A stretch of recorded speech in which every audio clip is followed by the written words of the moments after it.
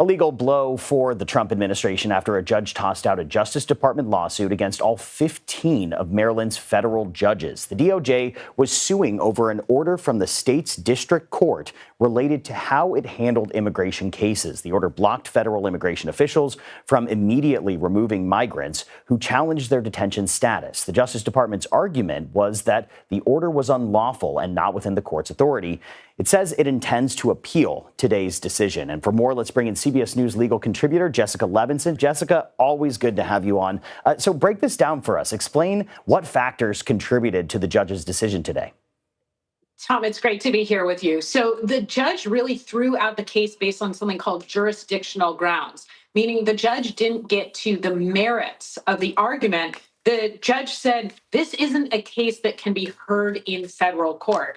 And the judge essentially said that for two different reasons. And I think we see those on the screen here. One of them is that the court said the executive branch didn't have something called legal standing to bring this case. You can't walk into federal court unless you are the correct party. Hey, welcome guys. Adam is here, so this has just happened right now. 29 federal appellate judges, moving in unanimous lockstep, delivered a coordinated rejection of Trump's entire legal defense. Not one rogue justice, not a narrow majority. 29 lifetime appointees, appointed by presidents of both parties, firing in unison. This isn't cable news theater. This is the third branch of government drawing a line in concrete and saying, with one voice, that the clock has run out and the machinery of accountability is no longer approaching. It has arrived. Thank you all. Catherine, let's start with you. A federal judge has just ruled, as I understand, that the Trump administration cannot deport non-citizens to countries that are other than their place of origin without due process. Is that correct? And what kind of impact could that have? Yeah, that's right. A U.S. district judge has just ruled that, Jay, that they cannot deport non-citizens to, as you just note, other countries other than their place of origin without due process. And look, we have been covering a lot of this immigration litigation across the board, various different federal judges issuing certain rulings as it relates to deportations, the ways in which non-citizens can or cannot be deported. But the reality is the administration so far, in some cases, has been ignoring some of those judges' orders. So how this will play out is a bit uncertain. But really what it does, what the ruling from this judge does, is throw a roadblock in the Trump administration's policy of removing non-citizens to countries like El Salvador, Honduras, Panama, for example, even if the non-citizens lack an order of removal to those countries. The judges that Trump likely believed would shield him, the conservative jurists he appointed and praised, are now penning opinions that drip with a level of judicial disgust that is almost palpable through the legal jargon. Think about the psychology of a lifetime appointed federal judge for a moment. These individuals cannot be fired. They cannot be voted out. They do not have to grovel for campaign donations or worry about a primary challenger funded by a vengeful executive. They exist in a realm of absolute bulletproof job security. So when these judges take action, when they vacate rulings, demand immediate rehearings, and shred Trump's legal strategies with the precision of a scalpel, there is zero political calculation involved. I'm Christine Frizzau in Washington, where we are taking a look at new fallout from last week's ruling by the Supreme Court, barring federal judges from issuing nationwide injunctions. Those are essentially court orders that prevent the federal government from implementing a policy or law. Well, on Wednesday, we saw a judge rule once again against a White House policy under a different name.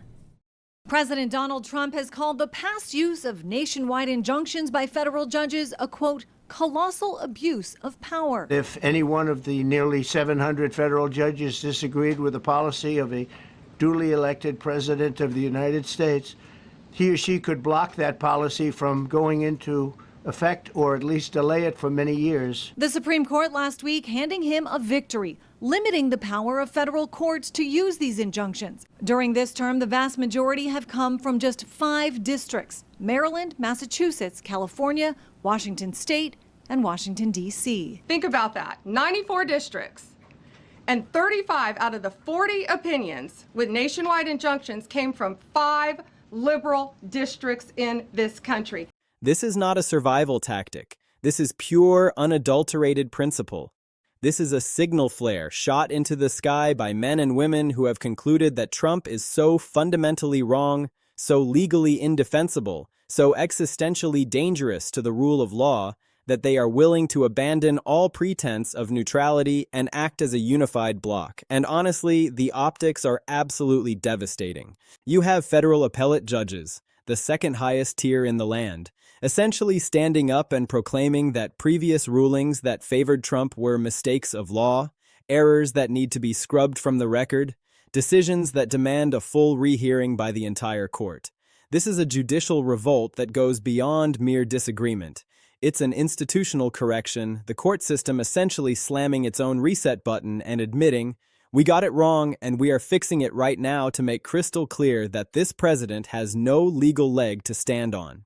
And how does Trump, a man who has never met a grievance he didn't hug tightly to his chest, respond to this existential threat? He responds by threatening the judges. He storms onto his social media platform and starts ranting about investigating them, about going after them, about rallying political retribution against figures who are literally immune to his political arsenal. You cannot primary a federal judge. You cannot intimidate a federal judge into changing a ruling by screaming on the internet, but that is precisely what he is doing, doubling down on the exact behavior that transforms judges from neutral arbiters into determined adversaries. Every single threatening post, every attack on the judiciary, every unhinged statement about going after the robed bench is essentially him providing the prosecution with more evidence that he is the precise kind of autocratic personality that the courts are designed to check. He is proving the case for his own judicial annihilation. It's almost a form of self-destruction so pure that you wonder if his subconscious is trying to lose. And the judges are absolutely noticing. They are watching him attack their colleagues, and they are responding by becoming more unified, more aggressive, more willing to overturn precedent, more willing to authorize contempt fines, arrest warrants, and other legal tripwires that lead directly to a cell. Trump is trapped in a death spiral of his own making where his behavior accelerates his judicial isolation, and his isolation triggers more erratic behavior, which in turn generates more judicial hostility. Most people do not grasp the back-channel culture of the federal judiciary. Judges talk to each other constantly. They read each other's rulings like tea leaves, searching for the prevailing wind. When one massive appellate court votes unanimously to reject a pro-Trump ruling, that decision doesn't just sit in a vacuum. It ricochets through the marble hallways of every courthouse in America. Other judges notice. Law clerks whisper about it. The signal cascades, saying, "The era of protecting Trump is over. We are done twisting ourselves into legal pretzels to find loopholes that help him. We are going to follow the law. We are going to apply precedent without fear or favor. We are going to vote our conscience." And once that signal is sent, it becomes a self-reinforcing wave. You see judges across the country starting to act similarly, starting to treat his legal motions with open skepticism, starting to impose contempt fines that bite into his wealth, starting to authorize arrest warrants that could theoretically lead to a Secret Service motorcade pulling up to a federal detention center. Trump is watching this happen in real time, and the only response he can muster is a complete emotional meltdown broadcast to millions. Inflammatory threats, wild accusations, attacks on the very people holding his fate in their ink-stained hands.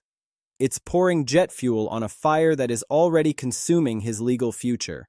This is the judicial mirror of what is happening in the Senate, where his own party is peeling away, except here there is no midterm strategy, no donor pressure, no focus-grouped talking points. There is just black-letter law and a judiciary that has decided Donald Trump is fundamentally incompatible with the constitutional order. The element that makes this moment so dizzyingly different from anything we have ever witnessed is the sheer scale and the appearance of coordination. This is not one judge going rogue. This is not a single controversial ruling that can be dismissed as partisan bias. This is 29 judges. Think about the visual math. 29 individuals, drawn from different backgrounds, appointed by different presidents, each with their own judicial philosophy, all arriving at the exact same conclusion and voting the exact same way. It's a judicial avalanche. When you see a ruling that unanimous, it ceases to be a legal argument and becomes a cultural statement from the bench. It sends a seismic message that creates momentum, a gravitational pull that sucks in every other judge who might have been on the fence. Because judges are human beings who read the room. When they see their peers voting unanimously against a president's claims, they think, the legal reasoning here must be irrefutable. I should add my voice. I should be a brick in this wall. So the momentum compounds. More judges step forward to strike down his arguments. More contempt orders roll off the printers. More warrants get wet ink signatures. And pretty soon, you're not looking at a legal defense anymore. You're looking at a resistance movement wearing black robes. Trump, surveying this landscape of scorched earth, is panicking. He has lost the courts completely. He has lost the political system. His base is beginning to fracture under the weight of the losses. And there is literally nowhere left to run. This is the story of a man who thought he could bully the entire federal judiciary into submission, only to discover that the judiciary has bigger muscles and far more patience. To understand what triggered this judicial revolt, you have to rewind the tape and look at the months of sustained psychological warfare Trump has waged against the courts. This did not materialize out of thin air. From the moment he re-entered office, he began a systematic campaign of intimidation against the robed branch. He posted about investigating judges who issued unfavorable rulings. He talked openly about retribution and consequences for jurists who defied him. He used language that was explicitly, undeniably threatening, the kind of rhetoric that, coming from any other citizen, would trigger a visit from federal marshals. He was, in essence, telling the guardians of the law, "Rule my way, or I will use the machinery of the presidency to crush you." These are judges who have spent decades on the bench navigating threats from mobsters, cartels, and terrorists. They took his threats seriously, but not in the way he intended. Instead of being intimidated, instead of cowering under the weight of executive pressure, the federal judiciary did something remarkable. They unified. They looked at his attacks, his inflammatory posts, his attempts to delegitimize their very existence, and they collectively decided, we are not going to let this slide. We are not going to normalize this thuggery. We are not going to pretend that a sitting president can threaten us into rigging the score. So they started moving. They began voting together in unprecedented blocks. They started issuing rulings that were meticulously crafted to dismantle his agenda, brick by brick. They started vacating old rulings that had been too favorable to him, essentially purging the corruption of intimidation from the record. They started ordering rehearings en banc, where the full weight of the court could officially state that the earlier decision was wrong.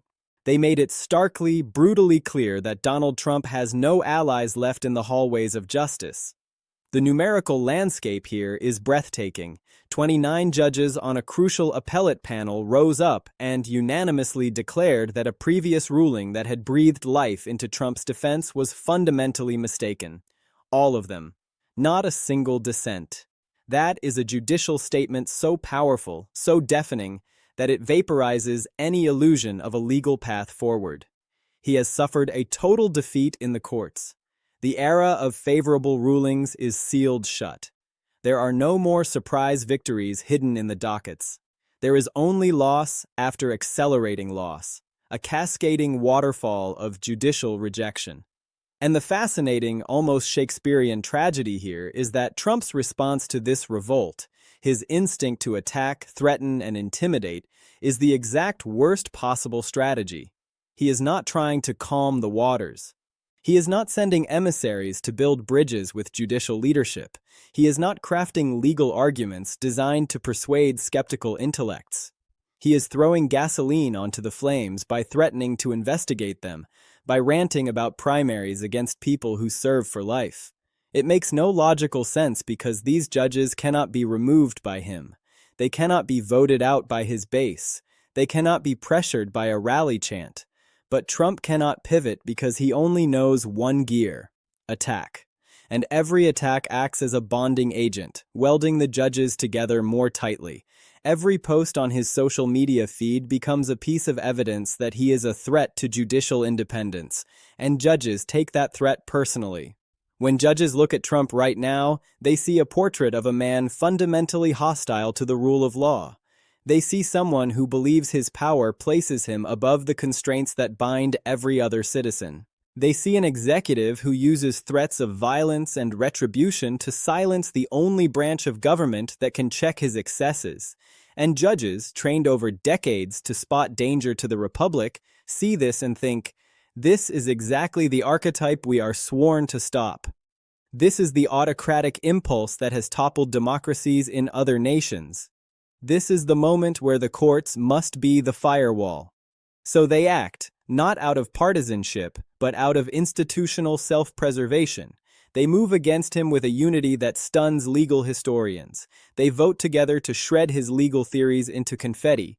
They vacate his wins, authorizing contempt fines that gnaw at his fortune, signing arrest warrants that loom over his head like the sword of Damocles. The terrifying realization for Trump is that this machine will not stop. Once judges have crossed the psychological barrier of acting in concert against a president, once they have tasted the power of unified institutional action, they are not going to retreat. They are going to keep voting unanimously. They are going to keep resetting the legal chessboard. They are going to keep authorizing escalating consequences because they understand a truth that Trump, in his hubris, does not. If they do not stop him now, if they do not wield the authority of the robe against the muscle of the executive, the federal judiciary will be neutered for a generation.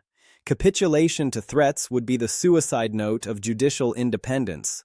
They understand that this is a fight for survival, so they are pushing back with a ferocity that matches the threat.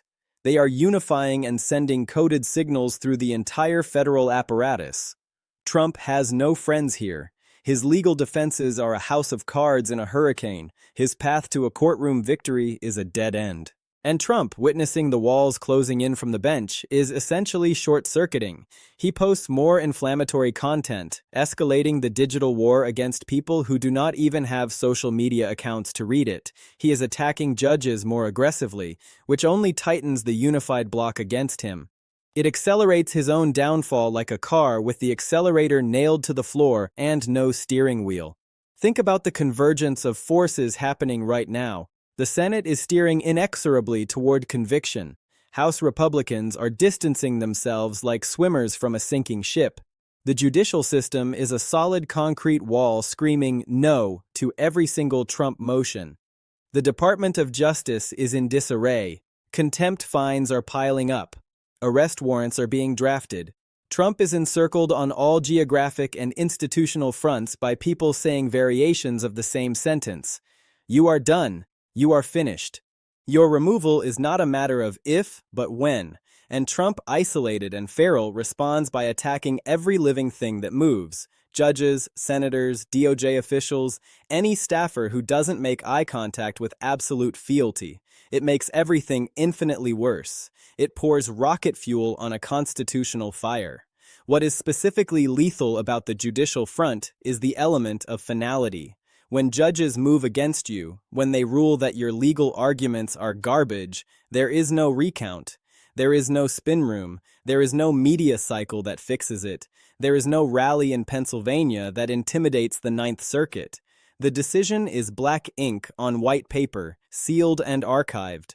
The only thing left is the bailiff's boots on the marble floor walking toward you with the handcuffs. That is the terror that is now flooding the Oval Office. Trump has zero control over this branch. He cannot negotiate with a lifetime appointee like he negotiates with a business rival. He cannot threaten a judge like he threatens a senator facing a primary. He cannot buy a judge like he buys a struggling golf course. Judges are beyond the reach of his money, his mob, and his digital rage. They are governed by the quiet internal voice of legal reasoning, and that voice has issued a unanimous verdict. Trump must lose. Judges are also meticulously documenting the evidence of his intimidation campaign. They are building a file, a docket of threats that will echo through history. Every time he posts about destroying a judge's career, it gets a timestamp. Every time he threatens investigations, it gets cataloged as an exhibit in the case for his removal. This record becomes more damning with every sunrise. It morphs into a legal monument, proving that this president is fundamentally incompatible with a constitutional republic. So judges are not just ruling against him on the narrow interpretation of a statute, they are ruling against him because they genuinely believe he is an active, breathing threat to the scaffolding of American government. That is a much deeper, more powerful conviction than partisan calculation ever could be.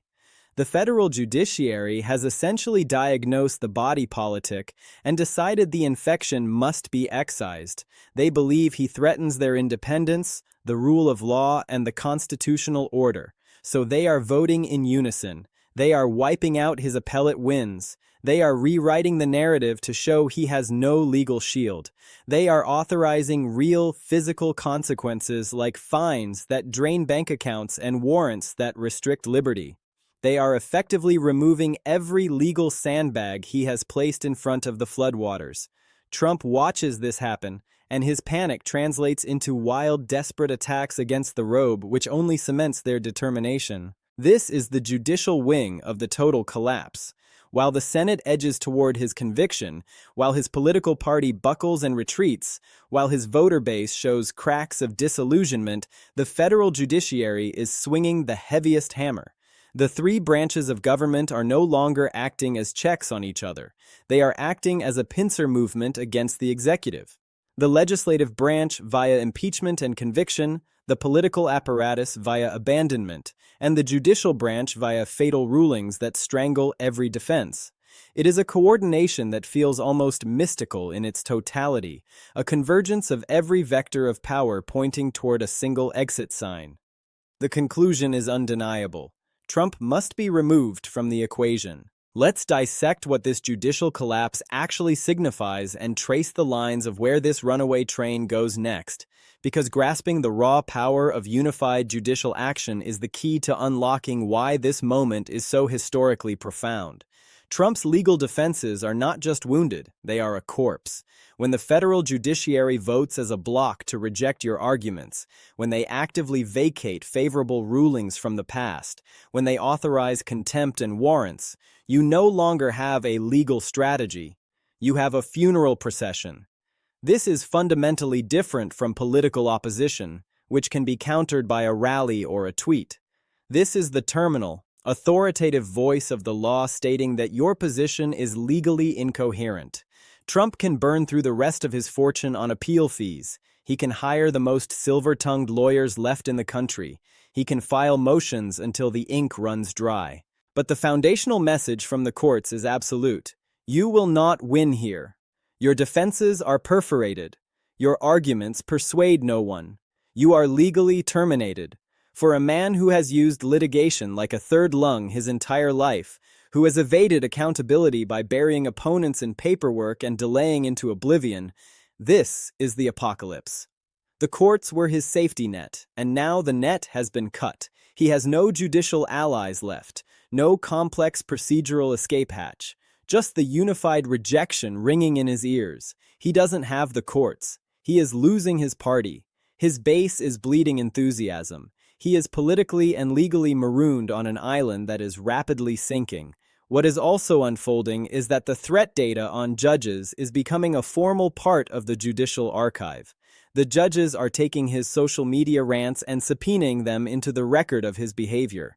They are documenting that he is a menace to the independent administration of justice. Every threatening syllable becomes an exhibit in the growing museum of his instability. He is literally building the prosecution's argument for why he should be shackled, one post at a time. This is a stroke of strategic genius from the judicial perspective because they don't have to issue a gag order. They just let him dig his own grave. Every time he threatens a judge, it becomes another plank in the argument that he believes he is above the law. Every time he calls for retribution, it becomes evidence that he cannot be trusted with executive power. So the judges just sit back, the clerks keep logging the posts, and the file grows thick enough to stop a bullet. All of it goes into the impeachment evidence stack, or the 25th Amendment stack, or the criminal contempt stack. It doesn't matter which removal mechanism lands, the evidence will be waiting. The judicial revolt also acts as a permission structure for the rest of the government. When brave federal judges vote unanimously to reject Trump's reality, when they publicly vacate his wins and call his arguments legally frivolous, it sends a green light to hesitant senators. It whispers to the House managers. It tells the DOJ that there is institutional cover for moving forward. It broadcasts a unified message. We are all rowing in the same direction. The judiciary rejects him. The Senate leans toward conviction. The House has already voted to impeach. The unified pressure creates an atmosphere where removal feels inevitable, even necessary for the healing of the system. Crucially, the judges are proving that Trump's only superpower, intimidation, is completely useless against them. He can threaten a senator with a primary challenge and watch them sweat. He can threaten a media company with a lawsuit and watch them settle. But judges with lifetime tenure? They are made of judicial titanium. They are not going to crumble because of a mean post. They are not going to reverse a ruling to avoid being investigated by a president who has no jurisdiction over their chambers. When Trump attacks them, he is screaming into a void that doesn't echo back, and his screams just make them load the next contempt order faster. He is wasting his breath and simultaneously strengthening their resolve to be the wall he breaks his fist against. So here is the landing zone of this entire catastrophe. Trump is mired in an unprecedented judicial quarantine at the exact moment the Senate is warming up the conviction engine and his party is pretending he's already a ghost. The entire ecosystem of power is purging him like a virus. The courts are rejecting him with unanimous fury. The Senate is drafting the removal paperwork. His party is checking their watches. His base is fracturing under the weight of loss. His lawyers are resigning in droves. His legal theories are ash. And here is the kicker. He cannot appeal his way out. Because the appeals courts are the ones voting unanimously to kill him legally. He cannot negotiate because judges don't accept bribes or scream-filled voicemails. He cannot tweet his way out because every character of the tweet is a piece of evidence against him. This is the final scene of the film. This is what it looks like when every institutional check on presidential power activates simultaneously. The judiciary says no. The Senate says no. The political establishment says no. And there is no hidden door. There is no trapdoor under the Oval Office rug that leads to a safe room. Just the cold mathematical inevitability of removal, whether through Senate conviction or a judge signing an arrest warrant that the Secret Service is constitutionally obligated to respect. Think about the visual of what happens next in purely physical, practical terms. Judges could authorize those arrest warrants. They could be executed at dawn, or during a cabinet meeting, or while he's sitting on the toilet tweeting his grievances. The Secret Service, sworn to uphold the Constitution over the man, would have to cooperate because a federal warrant is the Constitution speaking. A judge's order outranks a president's wishes. Trump could literally be taken into custody with the presidential seal still affixed to the lectern behind him. That is the level of serious we have reached. That is how far the judicial system is willing to go to remove a cancer from the body politic, and Trump is powerless to halt it. He cannot issue a self-pardon that erases a contempt citation because contempt is a judicial enforcement tool, not a standard criminal charge within the pardon power. He cannot fire a federal judge as if they were a cabinet secretary. He is pinned between the Senate's political execution and the judiciary's physical handcuffs, and he has no shield against either one. This is happening because of his own inability to control his rage, because he threatened the one branch of government that has the patience of eternity and the memory of an elephant.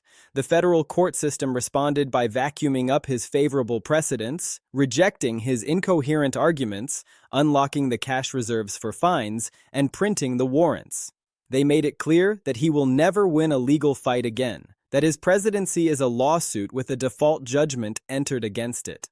The message radiating from the unanimous panels is poetry of the law. We reject you entirely. Your arguments are a farce. Your worldview is unconstitutional. You are not just wrong, you are a danger. And we are going to use every scrap of authority in our robes to stop you. We will vacate your wins. We will authorize your fines. We will sign your warrants. We will make governance impossible for you, because if we falter, the rule of law becomes a suggestion rather than a command. This is the historical pivot. This is the moment where a president goes to war with the robed branch and the robed branch crushes him. The judges win, the courts win. The weight of precedent and the ghost of the founders win. And Trump loses so completely that the only thing left is the sound of a cell door closing. He miscalculated the most dangerous player on the board. He attacked the institution that has the sole authority to legally sanction his removal without firing a shot. And that institution is now moving against him with the precision of a unified consciousness. The three branches are collapsing onto his head. The legislative branch is pulling the lever of conviction. The judicial branch is sharpening the blade of arrest. The executive branch is a burning building. The party has left the scene. The base is a whisper of its former roar. And Trump sits in the middle, a lonely figure typing in all caps, surrounded by no allies, clutching no legal defenses, staring down a tunnel with no exit. This is the collapse. This is the picture of a presidency dissolving in the acid of its own corruption. And it is unfolding on your screen in real time. Stay locked in because the arrest warrants that could trigger the final physical removal are being drafted as we speak, and the question is no longer if he faces the inside of a cell, but whether that moment arrives before the sun sets on this constitutional crisis.